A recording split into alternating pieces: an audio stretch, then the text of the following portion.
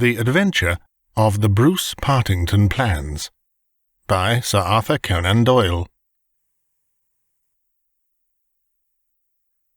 In the third week of November, in the year 1895, a dense yellow fog settled down upon London. From the Monday to the Thursday, I doubt whether it was ever possible from our windows in Baker Street to see the loom of the opposite houses. The first day Holmes had spent in cross-indexing his huge book of references. The second and third had been patiently occupied upon a subject which he had recently made his hobby, the music of the Middle Ages. But when, for the fourth time, after pushing back our chairs from breakfast, we saw the greasy, heavy brown swirl still drifting past us and condensing in oily drops upon the window-panes, my comrade's impatient and active nature could endure this drab existence no longer. He paced restlessly about our sitting-room in a fever of suppressed energy, biting his nails, tapping the furniture, and chafing against inaction. "Nothing of interest in the paper, Watson," he said. I was aware that by anything of interest, Holmes meant anything of criminal interest. There was the news of a revolution, of a possible war, and of an impending change of government, but these did not come within the horizon of my companion. I could see nothing recorded in the shape of crime which was not commonplace and futile. Holmes groaned and resumed his restless meanderings. "The London criminal is certainly a dull fellow," said he, in the querulous voice of the sportsman whose game has failed him. "Look out of this window, Watson. See how the figures loom up, are dimly seen, and then blend once more into the cloud bank. The thief or the murderer could roam London on such a day as the tiger does the jungle, unseen until he pounces, and then evident only to his victim." "There have," said I, "been numerous petty thefts." Holmes snorted his contempt. "This great and sombre stage is set for something more worthy than that," said he. "It is fortunate for this community that I am not a criminal." "It is, indeed," said I, heartily. "Suppose that I were Brooks, or Woodhouse, or any of the 50 men who have good reason for taking my life. How long could I survive against my own pursuit? A summons, a bogus appointment, and all would be over. It is well they don't have days of fog in the Latin countries, the countries of assassination. By Jove! Here comes something at last to break our dead monotony." It was the maid with the telegram. Holmes tore it open and burst out laughing. "Well, well, what next?" said he. "Brother Mycroft is coming round." "Why not?" I asked. "Why not? It is as if you met a tram-car coming down a country lane. Mycroft has his rails, and he runs on them. His Pall-Mall lodgings, the Diogenes Club, Whitehall. That is his cycle. Once, and only once, he has been here. What upheaval can possibly have derailed him?" "Does he not explain?" Holmes handed me his brother's telegram. "Must see you over Cadogan West. Coming at once. Mycroft." Cadogan West. I have heard the name. It recalls nothing to my mind, but that Mycroft should break out in this erratic fashion. A planet might as well leave its orbit. By the way, do you know what Mycroft is? I had some vague recollection of an explanation at the time of the adventure of the Greek interpreter. You told me that he had some small office under the British government. Holmes chuckled. "I did not know you quite so well in those days. One has to be discreet when one talks of high matters of state. You are right in thinking that he is under the British government. You would also be right in a sense if you said that occasionally he is the British government." "My dear Holmes!" "I thought I might surprise you. Mycroft draws £450 a year, remains a subordinate, has no ambitions of any kind, will receive neither honour nor title, but remains the most indispensable man in the country." "But how?" "Well, his position is unique. He has made it for himself. There has never been anything like it before, nor will be again. He has the tidiest and most orderly brain, with the greatest capacity for storing facts, of any man living. The same great powers which I have turned to the detection of crime, he has used for this particular business. The conclusions of every department are passed to him, and he is the central exchange, the clearing-house, which makes out the balance. All other men are specialists, but his specialism is omniscience. We will suppose that a minister needs information as to a point which involves the Navy, India, Canada, and the bimetallic question. He could get his separate advices from various departments upon each, but only Mycroft can focus them all, and say offhand how each factor would affect the other. They began by using him as a shortcut, a convenience. Now he has made himself inessential. In that great brain of his, everything is pigeonholed, and can be handed out in an instant. Again and again his word has decided the national policy. He lives in it. He thinks of nothing else, save when, as an intellectual exercise, he unbends if I call upon him, and ask him to advise me on one of my little problems. But Jupiter is descending today. What on earth can it mean? Who is Cadogan West, and what is he to Mycroft? "I have it," I cried, and plunged among the litter of papers upon the sofa. Yes, here he is, sure enough. Cadogan West was the young man who was found dead on the Underground on Tuesday morning. Holmes sat up at attention, his pipe halfway to his lips. This must be serious, Watson. A death which has caused my brother to alter his habits can be no ordinary one. What in the world can he have to do with it? The case was featureless, as I remember it. The young man had apparently fallen out of the train and killed himself. He had not been robbed, and there was no particular reason to suspect violence. Is that not so? There has been an inquest, said I, and a good many fresh facts have come out. Looked at more closely, I should certainly say that it was a curious case. Judging by its effect upon my brother, I should think it must be a most extraordinary one. He snuggled down in his armchair. Now, Watson, let us have the facts. The man's name was Arthur Cadogan West. He was 27 years of age, unmarried, and a clerk at Woolwich Arsenal. Government employ. Behold, the link with Brother Mycroft. He left Woolwich suddenly on Monday night, was last seen by his fiancée, Miss Violet Westbury, whom he left abruptly in the fog about 7:30 that evening. There was no quarrel between them, and she can give no motive for his action. The next thing heard of him was when his dead body was discovered by a platelayer named Mason, just outside Aldgate Station on the Underground system in London. When? The body was found at 6 on the Tuesday morning. It was lying wide of the metals, upon the left hand of the track as one goes eastward, at a point close to the station, where the line emerges from the tunnel in which it runs.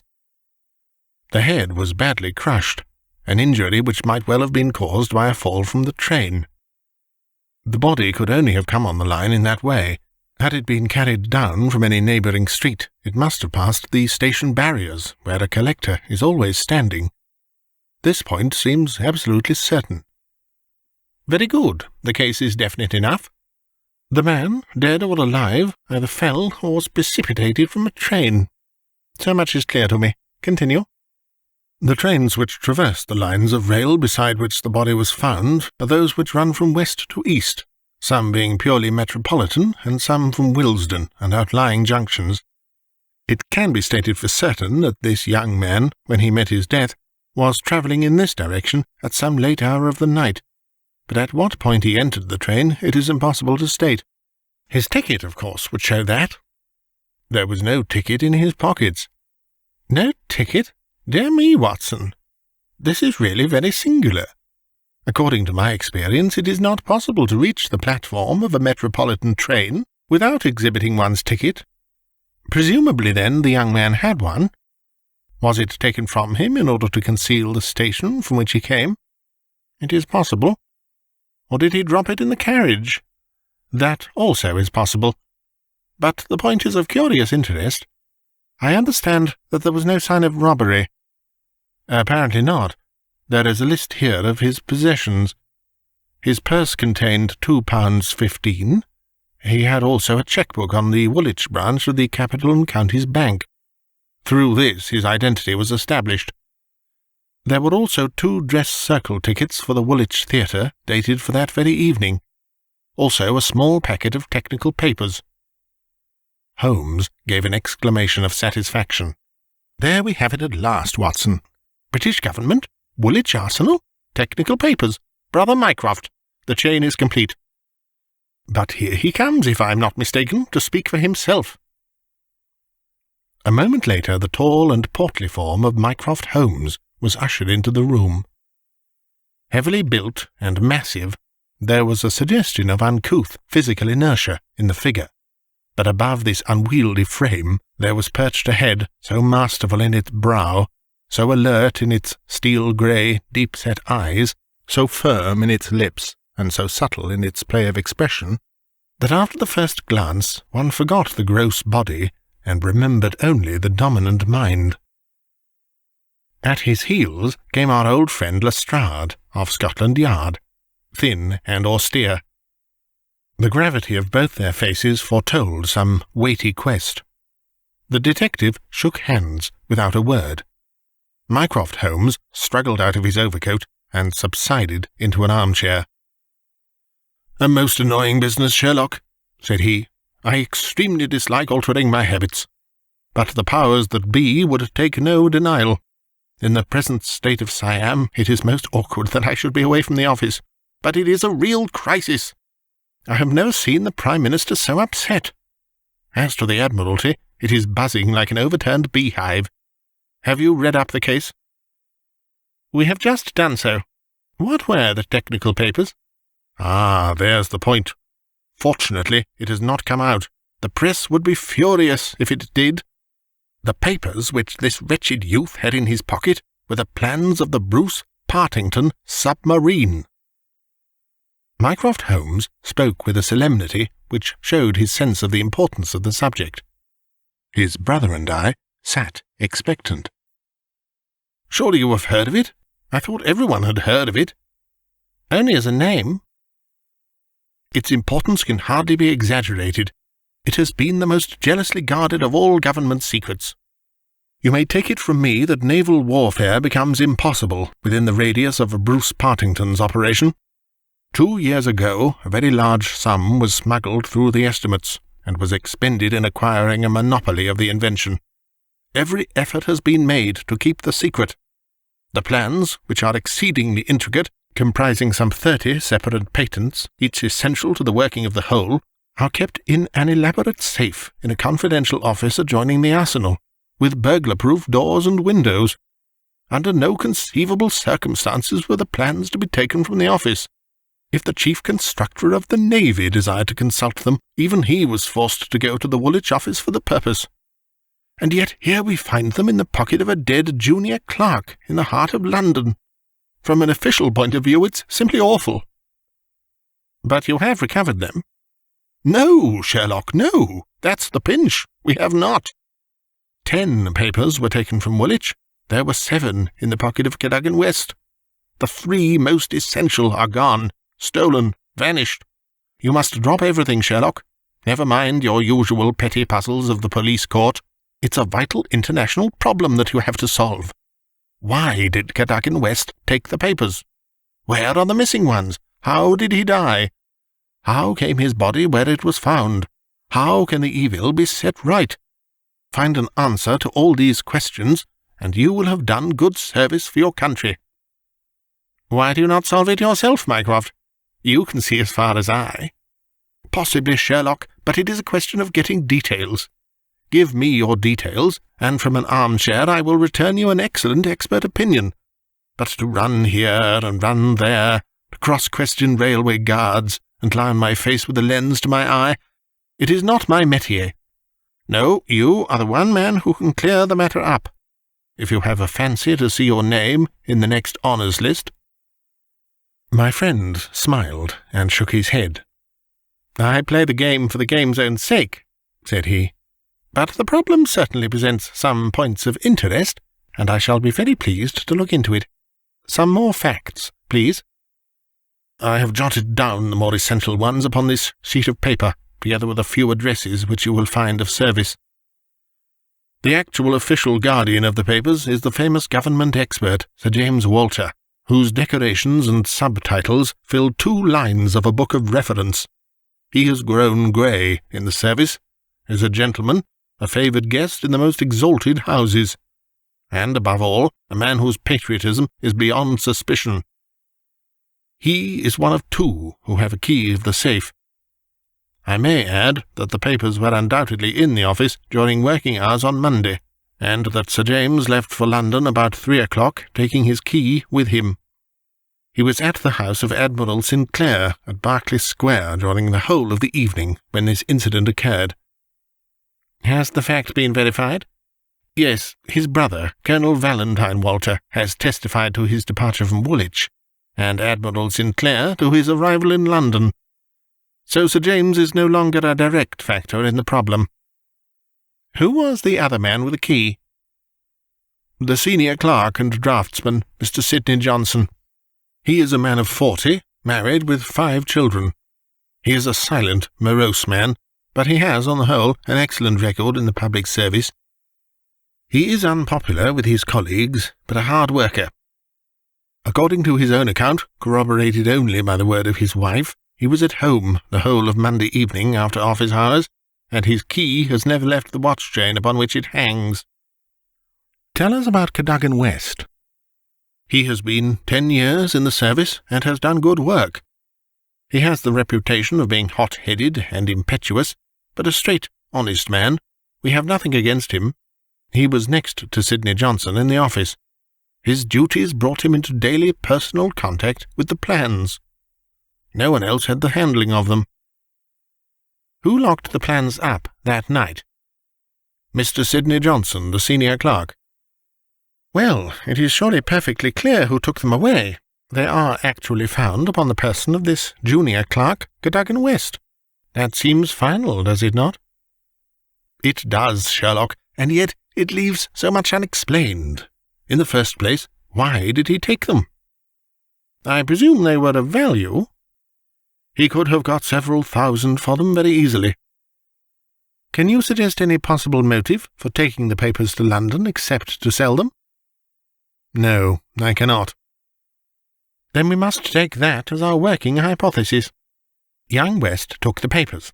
Now, this could only be done by having a false key. Several false keys. He had to open the building and the room.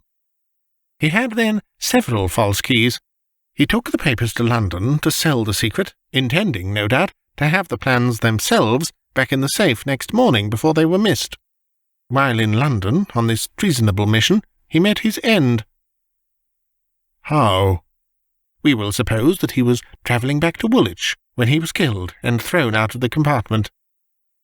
Aldgate, where the body was found, is considerably past the station for London Bridge, which would be his route to Woolwich. Many circumstances could be imagined under which he would pass London Bridge. There was someone in the carriage, for example, with whom he was having an absorbing interview. This interview led to a violent scene in which he lost his life. Possibly he tried to leave the carriage, fell out on the line, and so met his end. The other closed the door. There was a thick fog, and nothing could be seen. No better explanation can be given with our present knowledge. And yet consider, Sherlock, how much you leave untouched. We will suppose, for argument's sake, that young Cadogan West had determined to convey these papers to London. He would naturally have made an appointment with the foreign agent and kept his evening clear. Instead of that, he took 2 tickets for the theatre, escorted his fiancée halfway there, and then suddenly disappeared. "A blind," said Lestrade, who had sat listening with some impatience to the conversation. "A very singular one. That is objection number 1. Objection number 2. We will suppose that he reaches London and sees the foreign agent. He must bring back the papers before morning, or the loss will be discovered. He took away 10. Only 7 were in his pocket. What had become of the other 3? He certainly would not leave them of his own free will. Then, again, where is the price of his treason? One would have expected to find a large sum of money in his pocket."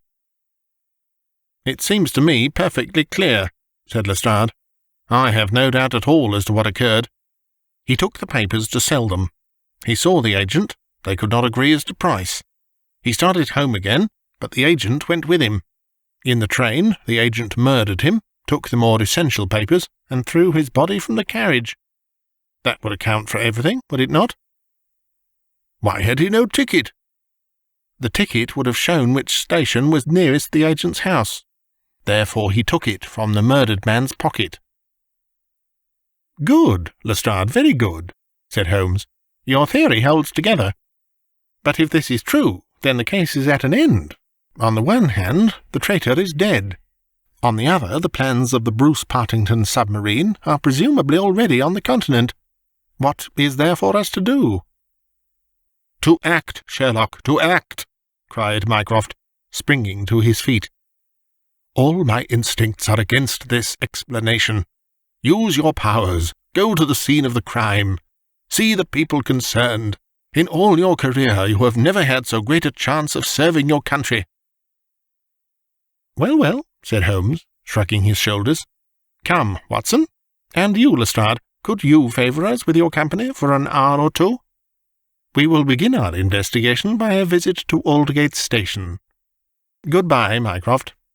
I shall let you have a report before evening, but I warn you in advance that you have little to expect." An hour later, Holmes, Lestrade, and I stood upon the Underground Railroad at the point where it emerges from the tunnel immediately before Aldgate Station. A courteous, red-faced old gentleman represented the railway company. "This is where the young man's body lay," said he, indicating a spot about 3 feet from the metals. "It could not have fallen from above, for these, as you see, are all blank walls.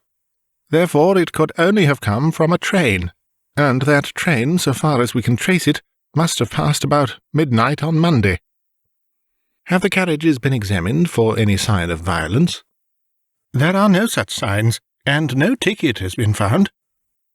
"No record of a door being found open?" "None." "We have had some fresh evidence this morning," said Lestrade. "A passenger who passed Aldgate in an ordinary metropolitan train about 11:40 on Monday night declares that he heard a heavy thud, as of a body striking the line, just before the train reached the station. There was dense fog, however, and nothing could be seen. He made no report of it at the time." "Why, whatever is the matter with Mr. Holmes?" My friend was standing with an expression of strained intensity upon his face, staring at the railway metals where they curved out of the tunnel.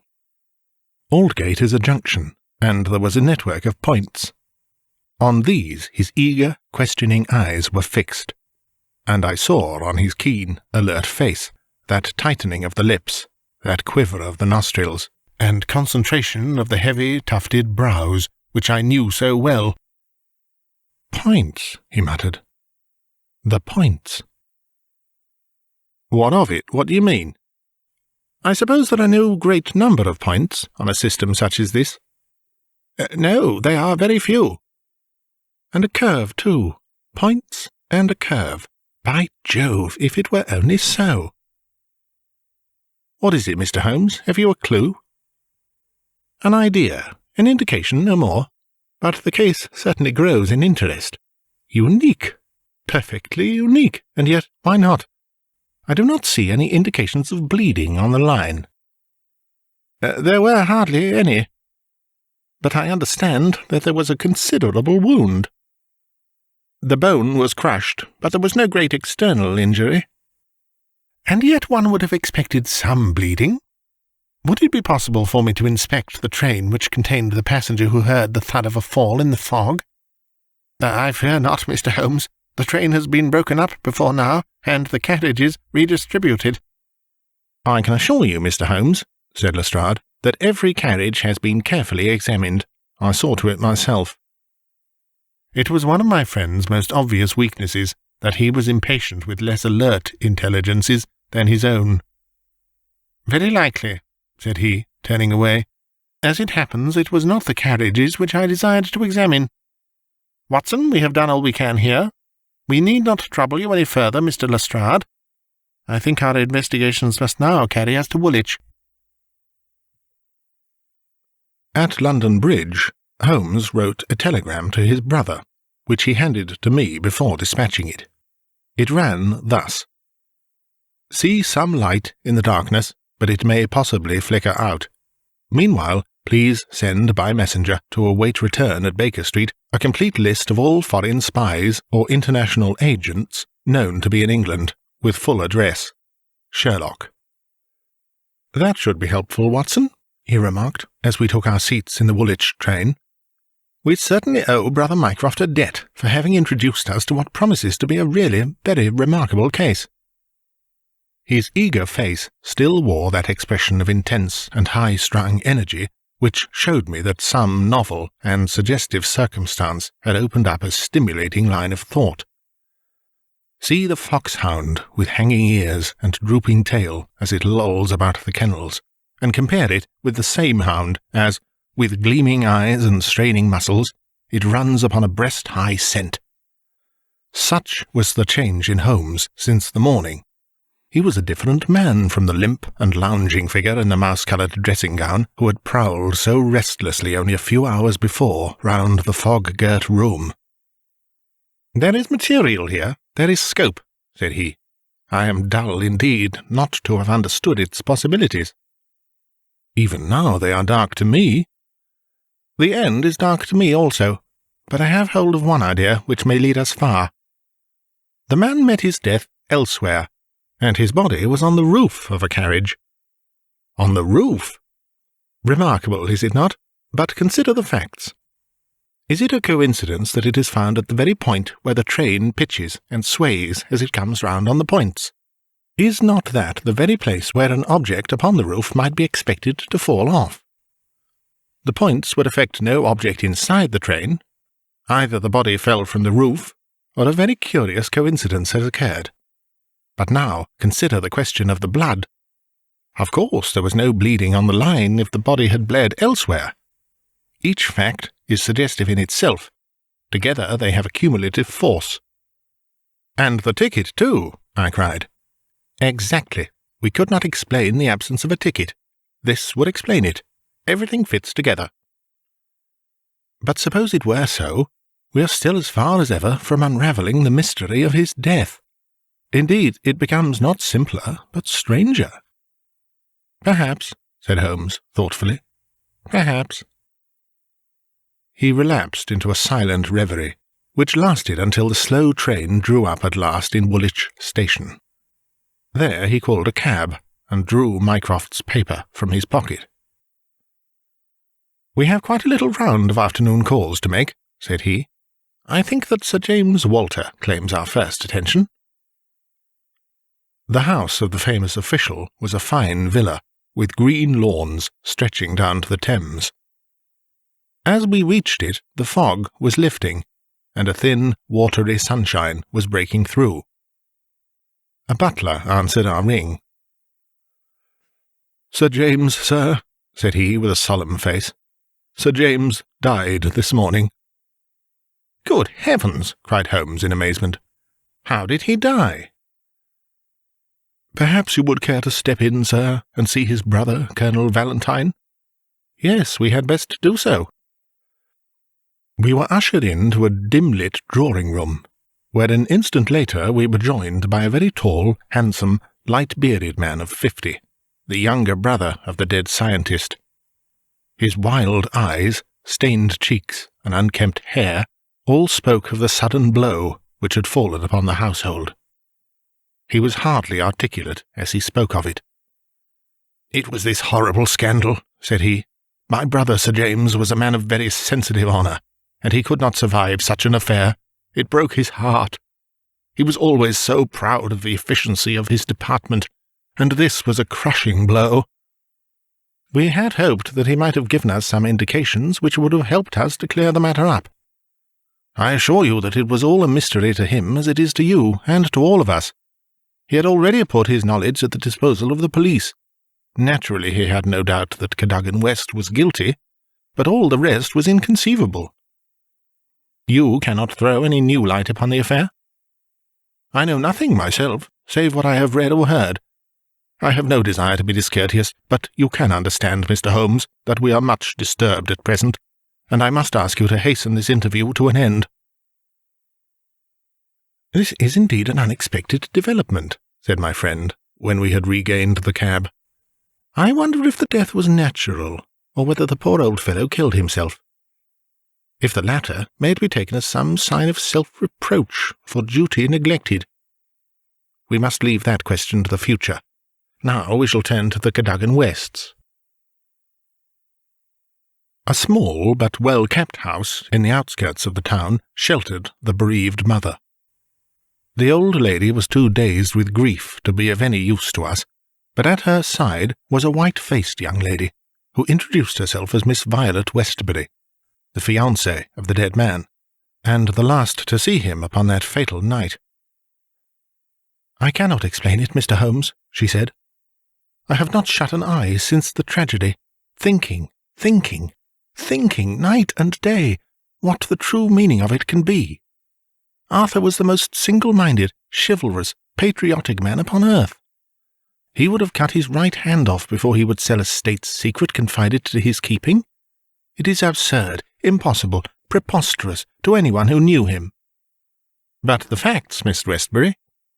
Yes, I admit I cannot explain them." "Was he in any want of money?" "No, his needs were very simple, and his salary ample. He had saved a few hundreds, and we were to marry at the new year." "No sign of any mental excitement? Come, Miss Westbury, be absolutely frank with us." The quick eye of my companion had noted some change in her manner. She coloured and hesitated. "Yes," she said at last, "I had a feeling that there was something on his mind." "For long?" "Only for the last week or so. He was thoughtful and worried. Once I pressed him about it. He admitted that there was something, and that it was concerned with his official life. 'It is too serious for me to speak about, even to you,' said he. I could get nothing more." Holmes looked grave. "Go on, Miss Westbury. Even if it seems to tell against him, go on. We cannot say what it may lead to." "Indeed, I have nothing more to tell. Once or twice it seemed to me that he was on the point of telling me something. He spoke one evening of the importance of the secret, and I have some recollection that he said that no doubt foreign spies would pay a great deal to have it." My friend's face grew graver still. "Anything else?" "He said that we were slack about such matters, that it would be easy for a traitor to get the plans." "Was it only recently that he made such remarks?" "Yes, quite recently." "Now, tell us of that last evening." "We were to go to the theatre. The fog was so thick that a cab was useless. We walked, and our way took us close to the office.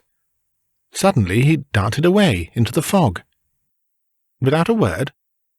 "He gave an exclamation, that was all. I waited, but he never returned. Then I walked home. Next morning, after the office opened, they came to inquire. About 12 o'clock we heard the terrible news.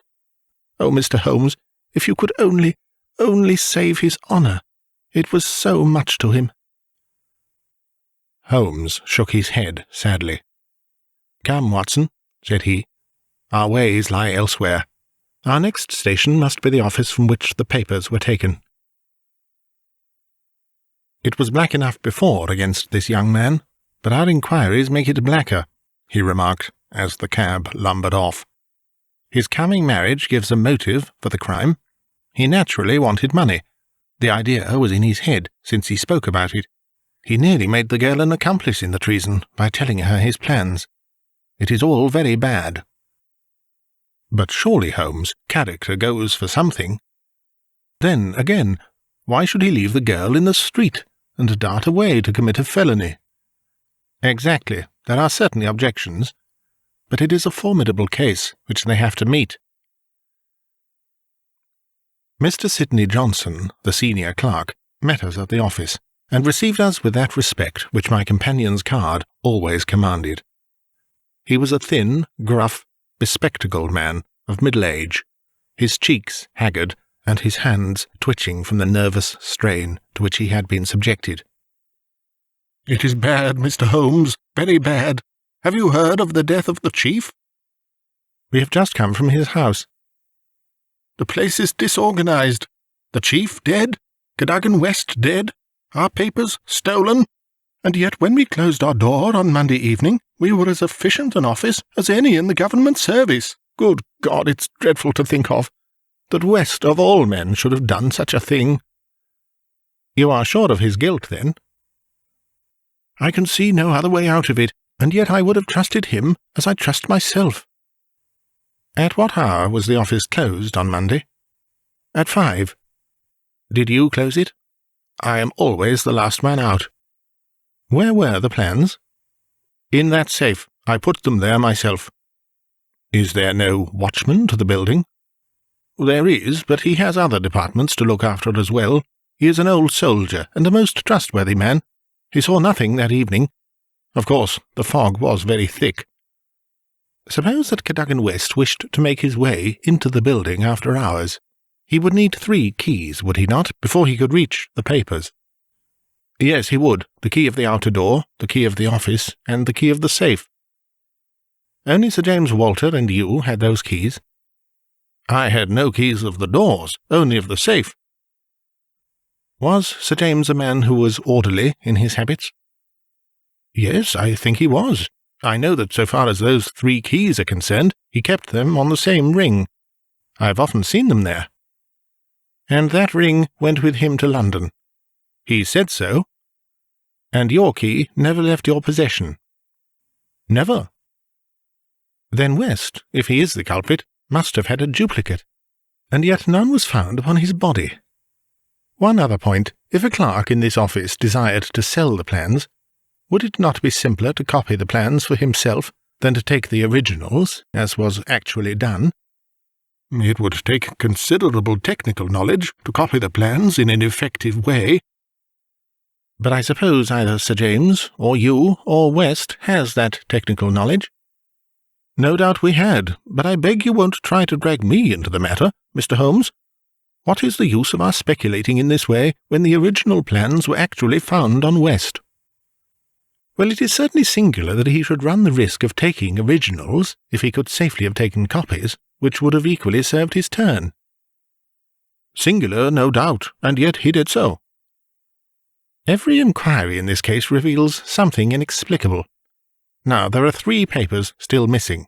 They are, as I understand, the vital ones." "Yes, that is so." "Do you mean to say that anyone holding these 3 papers, and without the 7 others, could construct a Bruce-Partington submarine?" "I reported to that effect to the Admiralty, but today I have been over the drawings again, and I am not so sure of it. The double valves with the automatic self-adjusting slots are drawn in one of the papers which have been returned.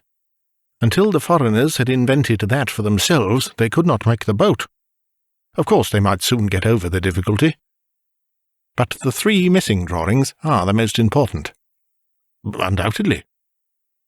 "I think, with your permission, I will now take a stroll round the premises.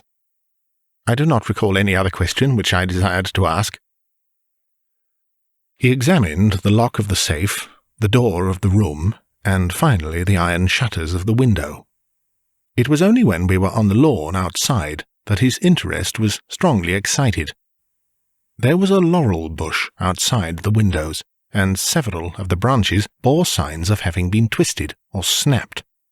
He examined them carefully with his lens, and then some dim and vague marks upon the earth beneath. Finally, he asked the chief clerk to close the iron shutters, and he pointed out to me that they hardly met in the centre, and that it would be possible for anyone outside to see what was going on within the room. "The indications are ruined by 3 days' delay. They may mean something or nothing. Well, Watson, I do not think that Woolwich can help us further. It is a small crop which we have gathered. Let us see if we can do better in London." Yet we added one more sheaf to our harvest before we left Woolwich Station. The clerk in the ticket office was able to say with confidence that he saw Cadogan West, whom he knew well by sight, upon the Monday night, and that he went into London by the 8:15 to London Bridge. He was alone and took a single third-class ticket. The clerk was struck at the time by his excited and nervous manner. So shaky was he that he could hardly pick up his change, and the clerk had helped him with it. A reference to the timetable showed that the 8:15 was the first train which it was possible for West to take, after he had left the lady about 7:30. "Let us reconstruct, Watson," said Holmes, after half an hour of silence.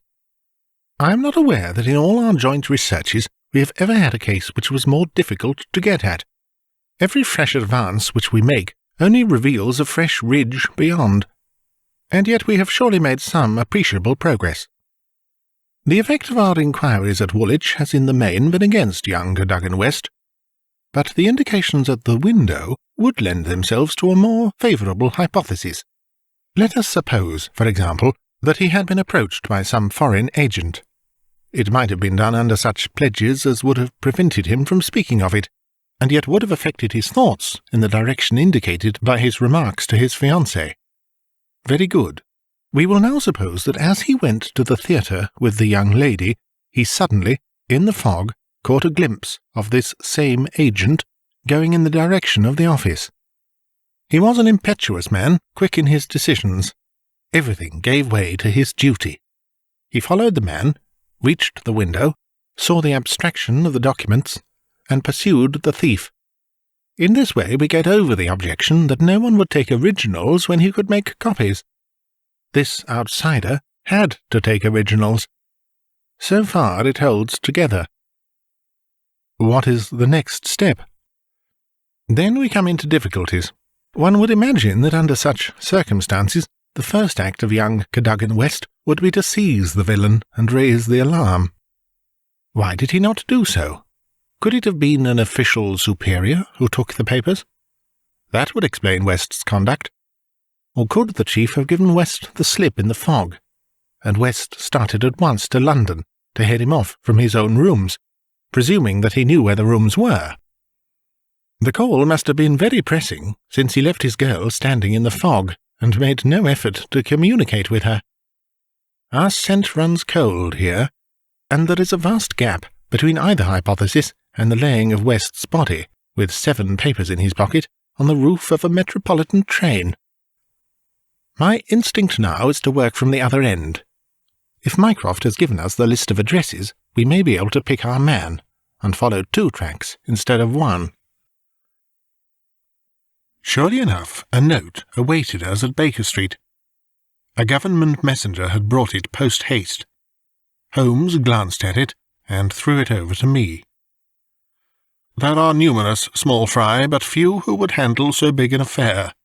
The only men worth considering are Alfred Meyer, of 13 Great George Street, Westminster, Louis La Rothiere, of Camden Mansions, Notting Hill, and Hugo Oberstein, 13 Coalfield Gardens, Kensington.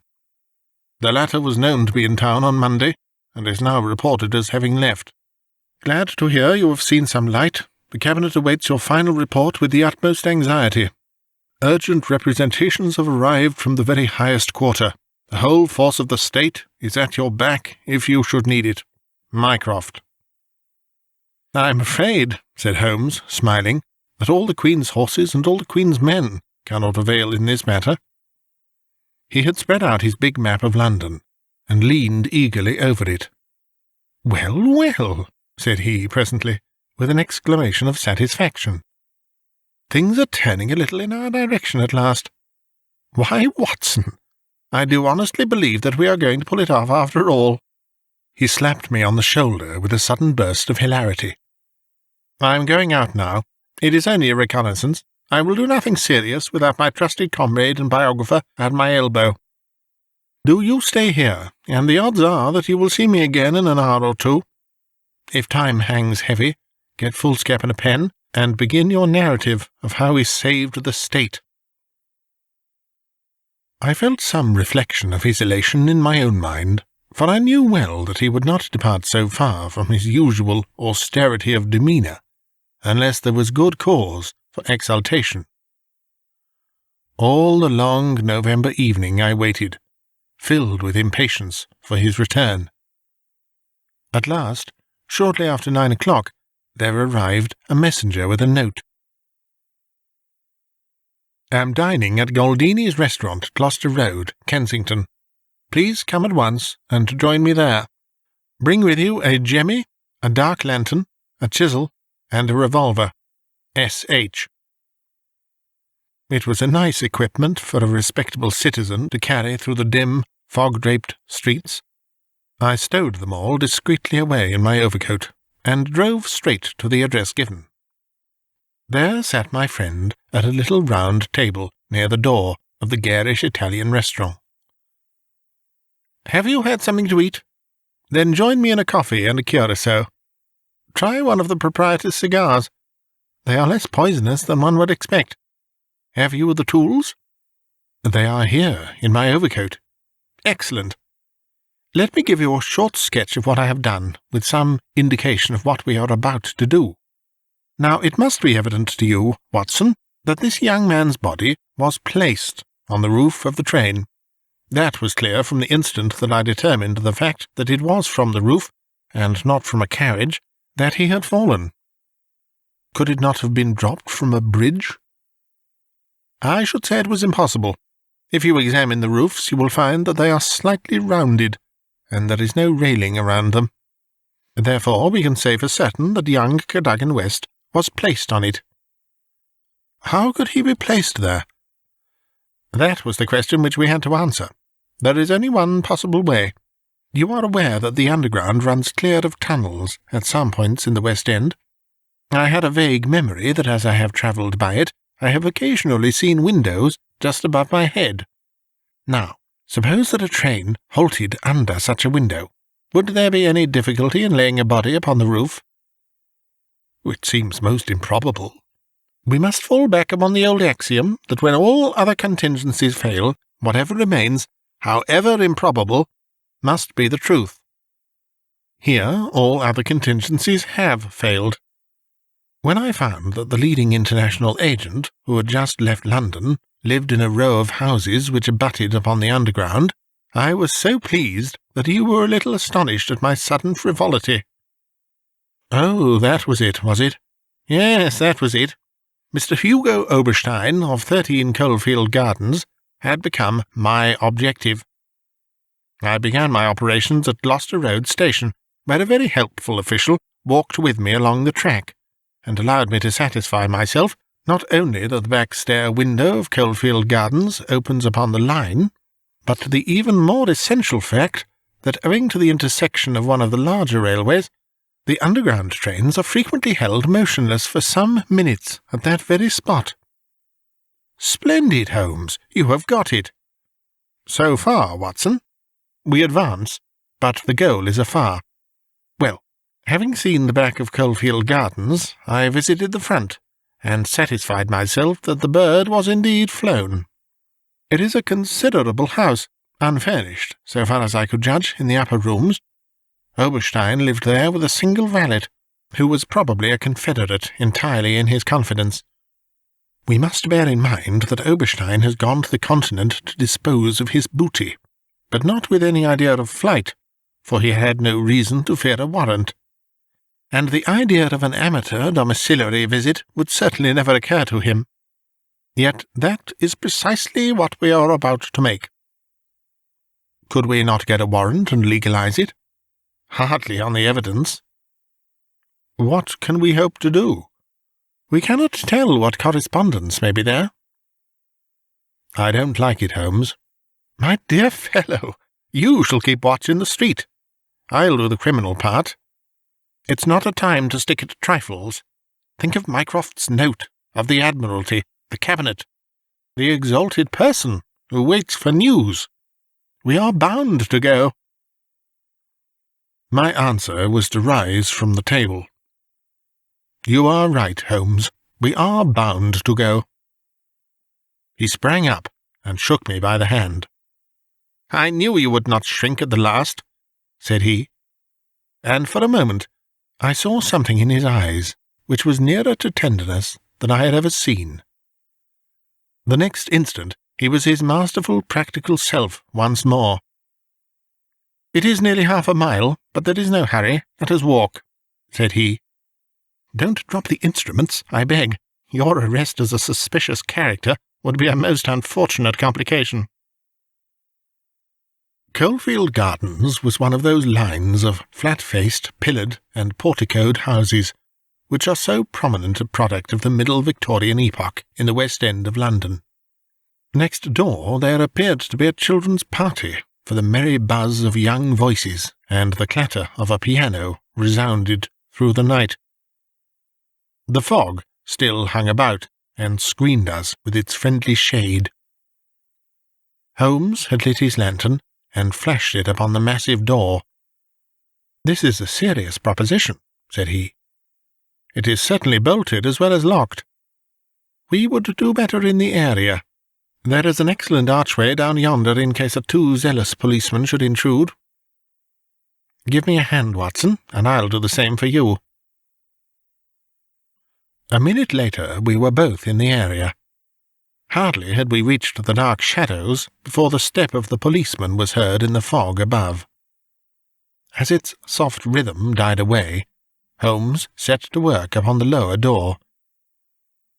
I saw him stoop and strain, until with a sharp crash it flew open.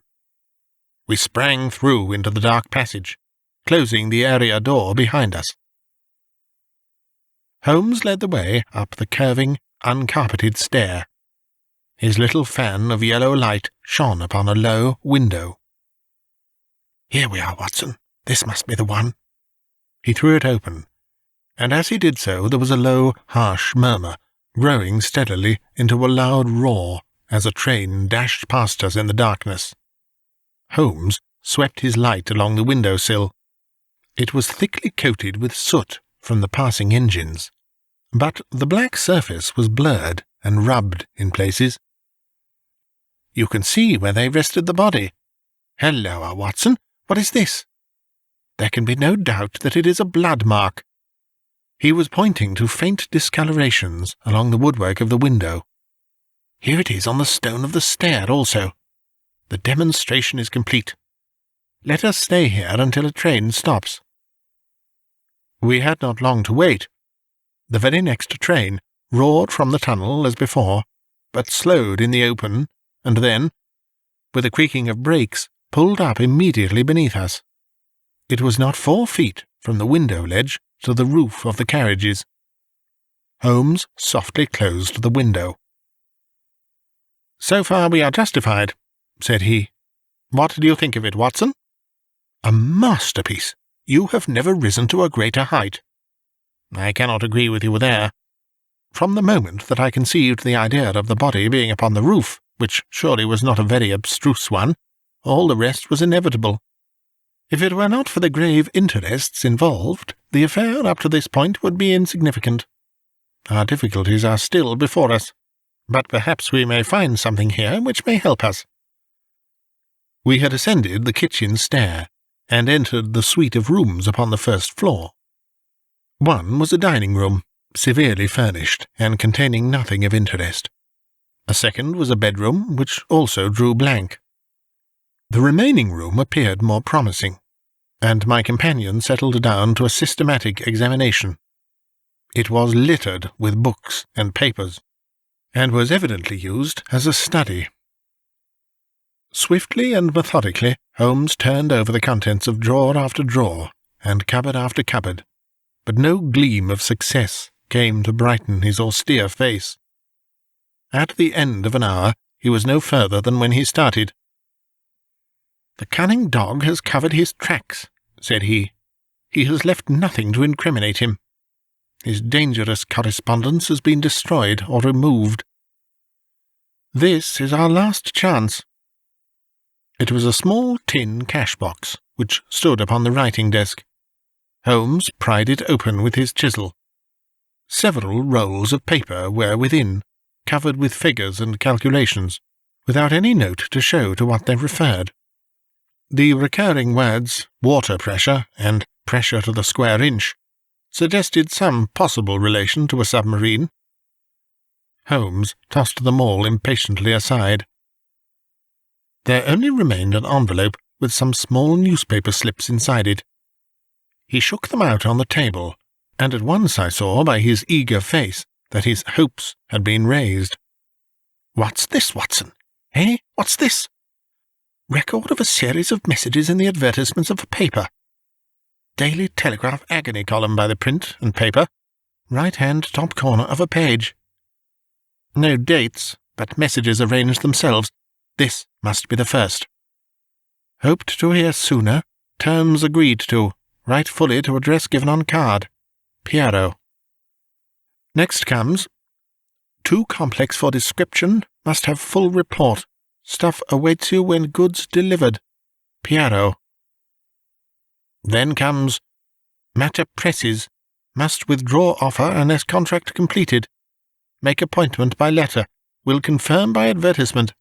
Piero. Finally, Monday night after 9. 2 taps.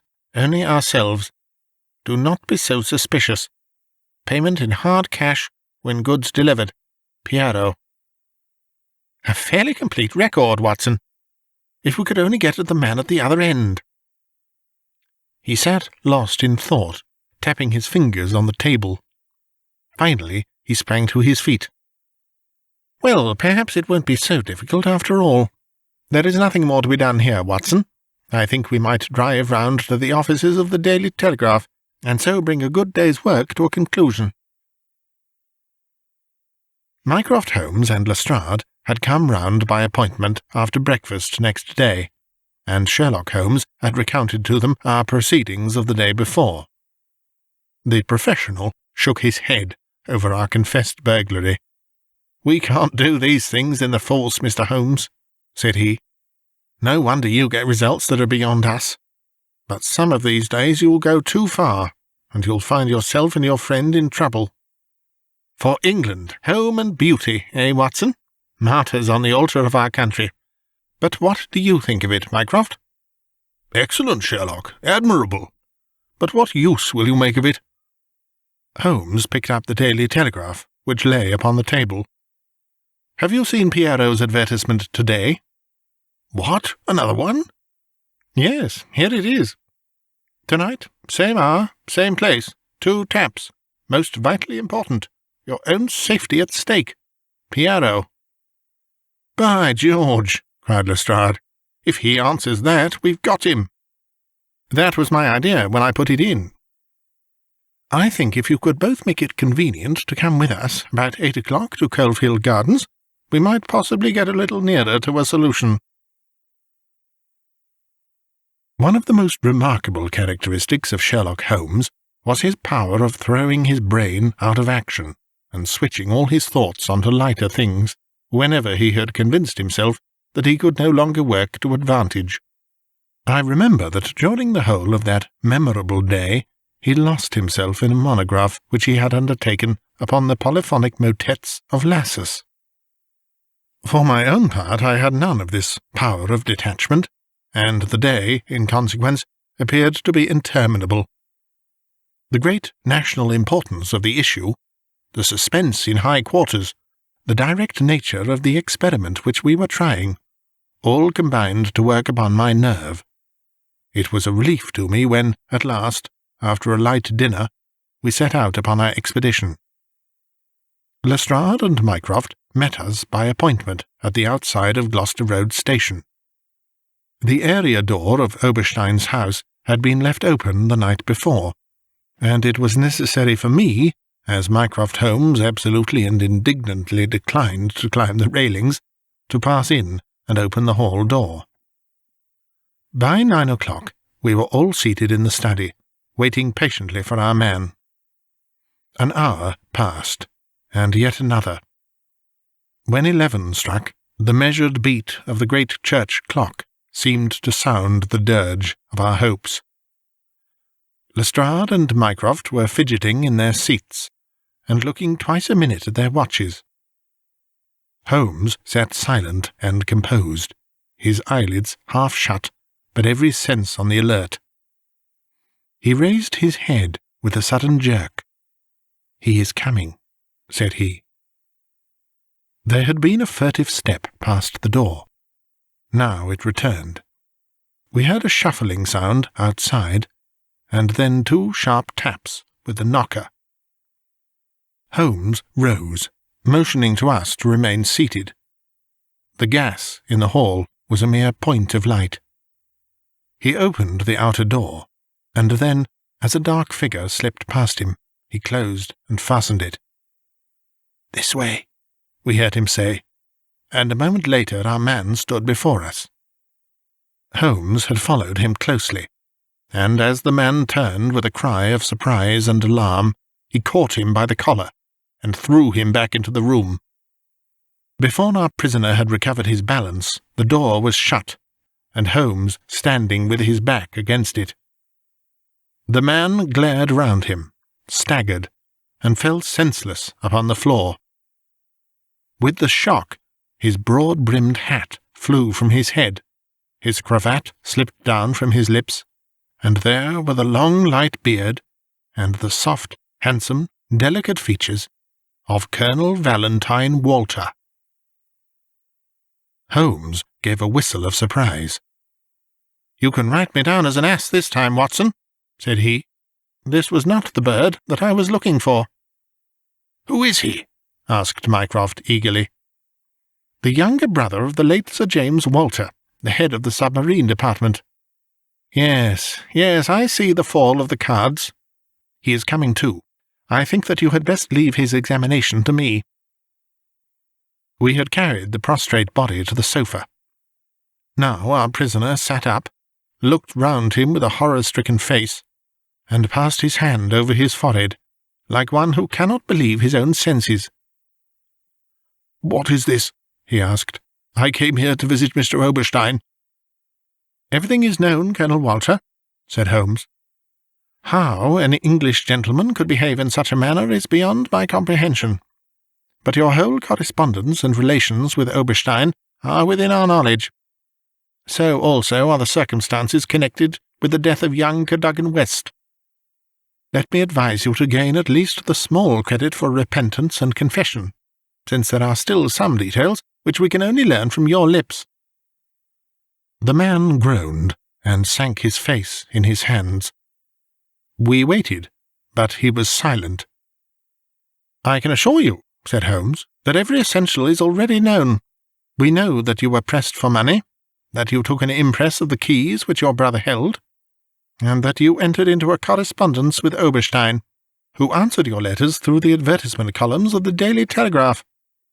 We are aware that you went down to the office in the fog on Monday night, but that you were seen and followed by young Cadogan West, who had probably some previous reason to suspect you. He saw your theft, but could not give the alarm, as it was just possible that you were taking the papers to your brother in London. Leaving all his private concerns, like the good citizen that he was, he followed you closely in the fog, and kept at your heels until you reached this very house.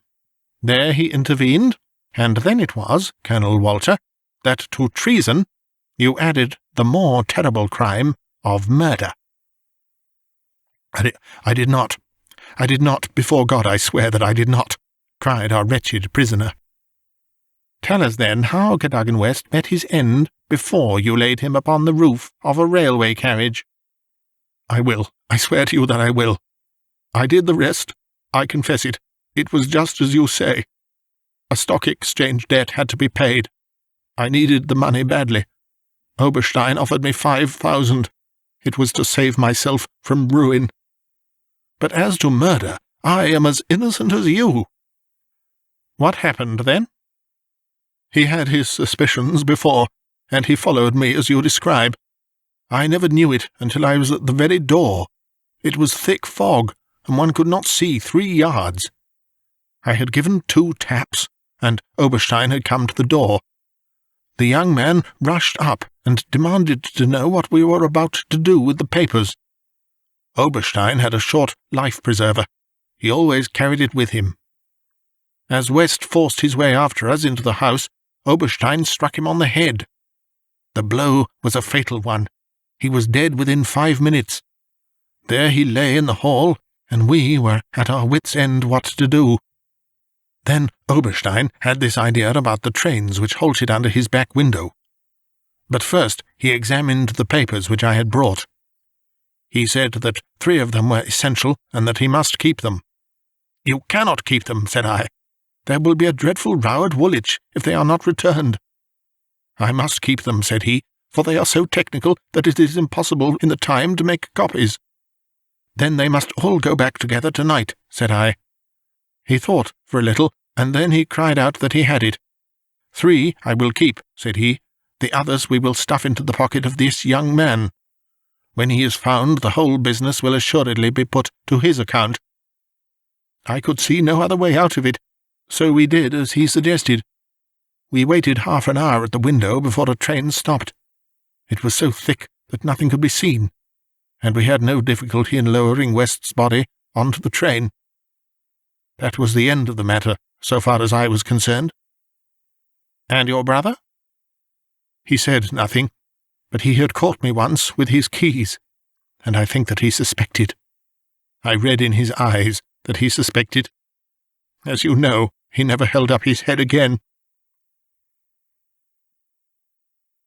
There was silence in the room. It was broken by Mycroft Holmes. "Can you not make reparation? It would ease your conscience, and possibly your punishment." "What reparation can I make?" "Where is Oberstein with the papers?" "I do not know." "Did he give you no address?" "He said that letters to the Hôtel de Louvre, Paris, would eventually reach him." "Then reparation is still within your power," said Sherlock Holmes. "I will do anything I can. I owe this fellow no particular goodwill. He has been my ruin and my downfall." "Here are paper and pen. Sit at this desk and write to my dictation. Direct the envelope to the address given." "That is right. Now the letter. Dear Sir, with regard to our transaction, you will no doubt have observed by now that one essential detail is missing. I have a tracing which will make it complete. This has involved me in extra trouble, however, and I must ask you for a further advance of £500. I will not trust it to the post, nor will I take anything but gold or notes. I would come to you abroad, but it would excite remark if I left the country at present. Therefore I shall expect to meet you in the smoking-room of the Charing Cross Hotel at noon on Saturday. Remember that only English notes or gold will be taken." "That will do very well. I shall be much surprised if it does not fetch our man." And it did. It is a matter of history, that secret history of a nation which is often so much more intimate and interesting than its public chronicles, that Oberstein, eager to complete the coup of his lifetime, came to the Lure, and was safely engulfed for 15 years in a British prison. In his trunk were found the invaluable Bruce-Partington Plans, which he had put up for auction in all the naval centres of Europe. Colonel Walter died in prison towards the end of the 2nd year of his sentence. As to Holmes, he returned refreshed to his monograph upon the polyphonic motets of Lassus, which has since been printed for private circulation, and is said by experts to be the last word upon the subject. Some weeks afterwards I learned, incidentally, that my friend spent a day at Windsor, whence he returned with a remarkably fine emerald tie-pin. When I asked him if he had bought it, he answered that it was a present from a certain gracious lady, in whose interests he had once been fortunate enough to carry out a small commission. He said no more, but I fancy that I could guess at that lady's august name. And I have little doubt that the emerald pin will forever recall to my friend's memory the adventure of the Bruce-Partington Plans.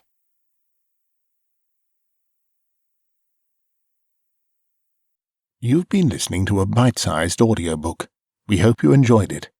More classic short stories from the 19th and early 20th centuries from a range of British authors are available on our channel. please try the links below, and do click subscribe if you'd like to receive updates. Thank you for listening.